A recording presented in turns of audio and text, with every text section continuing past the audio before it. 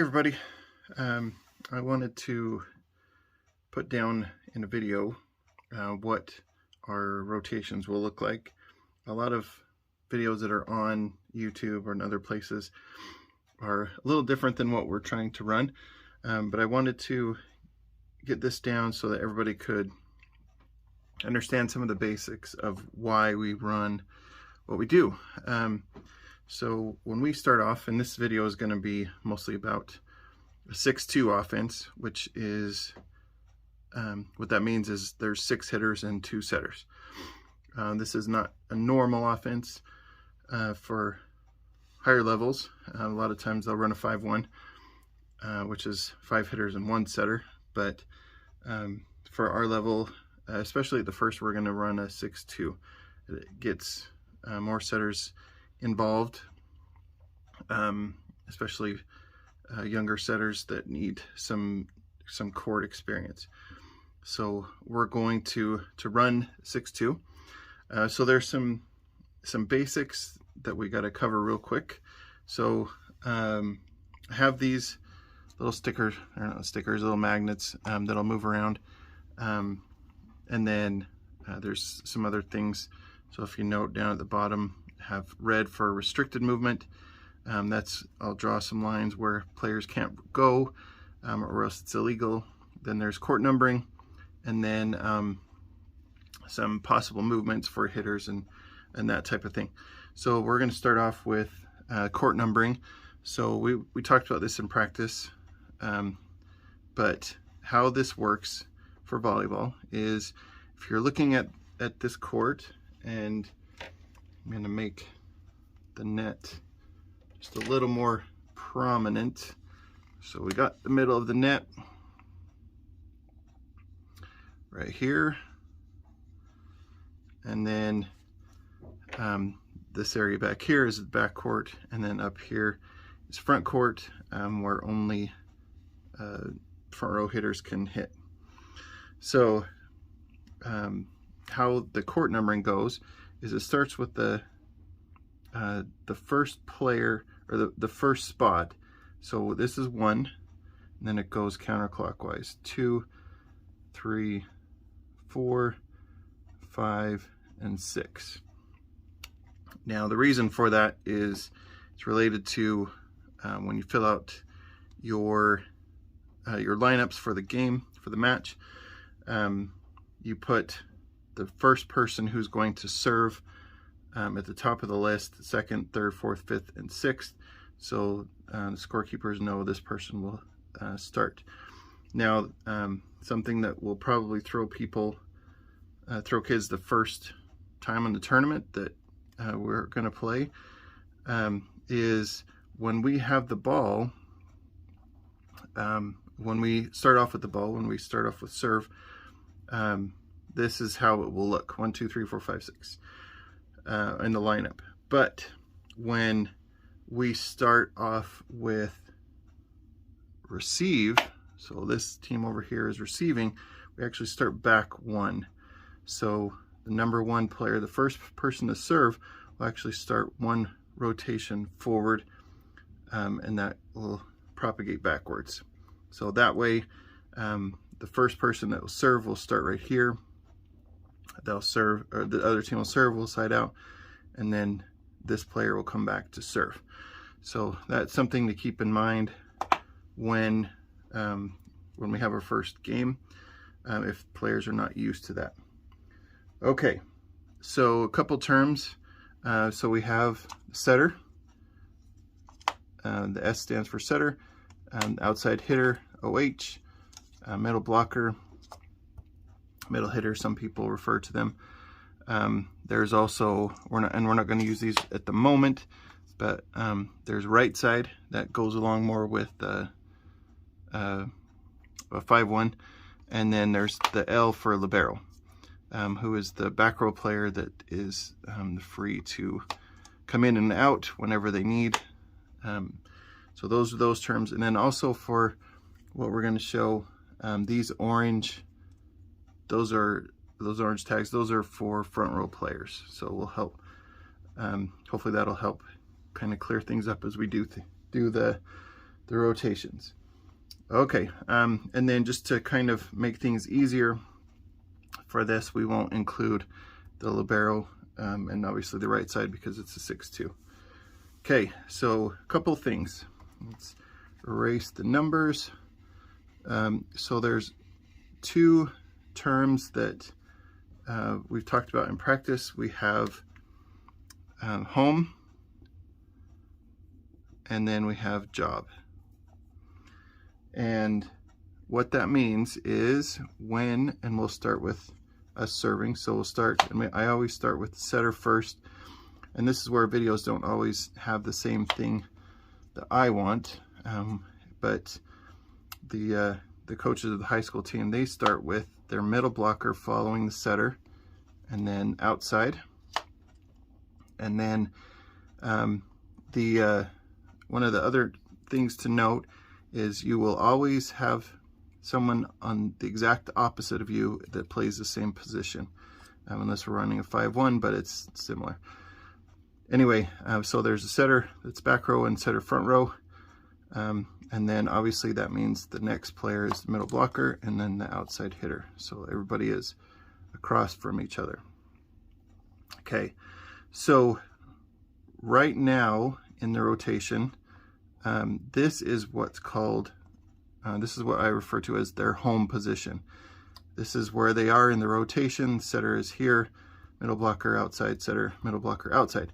This is their home. They have to come back to this position every time the ball goes back to serve, whichever side. They have to be in the home position. The job is where on the court they're supposed to do their work. So in this specific rotation, the middle blocker is trying to get to the middle, the outside hitter is trying to get to the outside, and the setter is trying to get to this side. And in the back, it would be very much the same. So this is their job, is they're trying to get to where they play, where they do their work. So the outside hitter hits out, middle blocker, and then the setter sets from this side. And the back row works the same. Okay, move them back to where they were. Back to their home position. And the only reason that you have to do this is because of this restricted movement. And what that means is there's basically an invisible line right here between players, and they can't cross each other. So the setter can't be in front of the person in front of them, the middle blocker. They also can't be on the other side of the outside hitter. The outside hitter can't be on either side of these two players, and they can't be in front of the player in front of them. And middle blocker, same. And all that works out the same. So in order to do that, they have to stay in their home until after the ball is served. So right now they're in their home position. The setter is going to go back to set, or to serve, excuse me. And then there's a couple keys to this. The first one is that, well, actually I'll come back to that. So just real quickly, how this works is the server will serve the ball, it comes over to this side. As soon as that happens, everybody wants to get into their positions as fast as they can, so that when the ball is played out, we have the middle blocker able to block in the right spot, outside hitter can get set outside, and so on. Okay, so that's briefly what needs to happen. So now move them back to where they were. Get the server back there. Okay, now the server, so this is where the keys come in. First one is when we're serving, the number one key is we need to get our blockers in place, because the last thing we want is these guys to have a big hitter. They hit the ball and our blockers are running around. Someone gets hit in the face with the ball. That's exactly not what we want. Okay, so how this works. And then there's kind of a key 1A, which is to get the middle blocker, who is kind of the general, to make sure that they are in the right spot. So we want to get them, the middle blocker, as close to their position as possible. The outside hitter can't cross them, so they need to, they can't cross the setter because the front row setter is over here and the setter can't come over here yet. So they need to get ready so that when the server serves the ball, the setter will actually run all the way over here. So now the middle blocker is in place, the outside hitter is in place, and the setter's in place. Now in the back row, these two are not in the right place. So we want to get them as close to their position as possible, because the second key is to cover any holes that are left as people shift over. So the first thing is the setter is outside the court. So they don't want the ball, someone serves over here and they get a quick hit back over to this spot. And there's no one here to cover because the setter hasn't run in, because they were admiring their great, wonderful serve. So we need to have our outside and our middle stacked like that, so that if the ball does come back over, the outside hitter can cover the setter. Middle has this area over here just in case. And then up in the front, while the setter is coming over, middle needs to kind of keep an eye on this spot right here to make sure that nothing happens there. Okay, so as soon as the server serves the ball, they're going to run into their spot. The outside and the middle are going to switch, get into base position, which is something like this, and the server is going to run over here. Now, one of the confusion pieces that comes up sometimes, and it came up for some teams in practice, is when you serve this over, the back row setter is the setter. They're setting from the back row so that we have 3 hitters. The ball gets played out over here, and we'll just throw in for the fun of it, we'll put the middle blocker outside, and we'll say they have a right side hitter right now. So, and they're the mirror image of this side, but they have the hitters over here that are going to hit the ball. The ball gets hit back over to this side. Now we want to get our setter, that's back row setter, involved in setting the ball. So as soon as the ball comes over, the setter in the front row transitions back, middle transitions back, outside transitions out, setter comes up. This middle blocker passes it back to the setter, who then can set any of these 3 hitters. So that way we have the best chance at our offense hitting the ball against their defense on the other side. Now the setter's back row, they can't hit it. They can tip it over or they can set it over, as long as they're not jumping or reaching over the net. Okay, and then again, when the setter's up here, there's this big hole right here, so the middle blocker kind of needs to sneak up and watch, just in case a block happens off this middle blocker or off the outside hitter and the ball comes back and they need to dig that up. Okay, so the setter sets the ball to the outside hitter, who then hits it over to the other side. Then everybody gets back to their job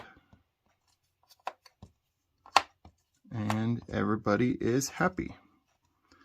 That way we can run our offense. The main keys on this, again, are get the blocker in place quickly, especially the middle, and then cover the holes. Okay. All right, that's for serve. Now for serve receive. for this.